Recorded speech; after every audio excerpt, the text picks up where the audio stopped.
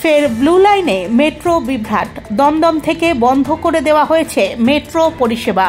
সাময়িকভাবে চলছে না দমদম থেকে মহানায়ক উত্তম কুমার পর্যন্ত মেট্রো। জানা গিয়েছে বুধবার দুপুর 1টা নাগাদ মেট্রোতে যান্ত্রিক ত্রুটি ধরা পড়ে।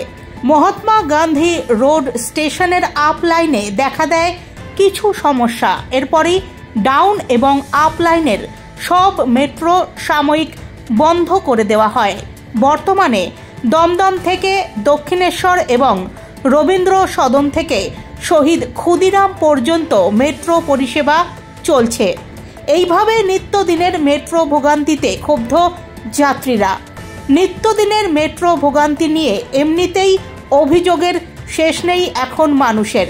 ব্লু লাইনের মেট্রো পরিষেবা তো একেবারে তলানিতে এসে ঠেকেছে। আগে যেখানে মেট্রোর জার্নি ছিল আরামদায়ক, কম সময়ের যাত্রা, সেক্টর 5 থেকে এসপ্ল্যানেড জুড়ে যাওয়ার পর সেই যাত্রা হয়ে উঠেছে দুর্বিষহ। যাত্রীর সংখ্যা বাড়লেও বাড়েনি মেট্রোর রেক, ফলে ভয়াবহ নাকাল হওয়ার মতো পরিস্থিতি। তার মধ্যে রয়েছে আত্মহত্যার প্রবণতা।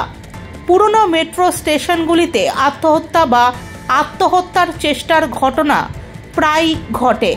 এর ফলে মেট্রো সাময়িক সময়ের জন্য বন্ধ করে দিতে বাধ্য হন কর্তৃপক্ষ। যাত্রীদের বাড়ে ভোগান্তি।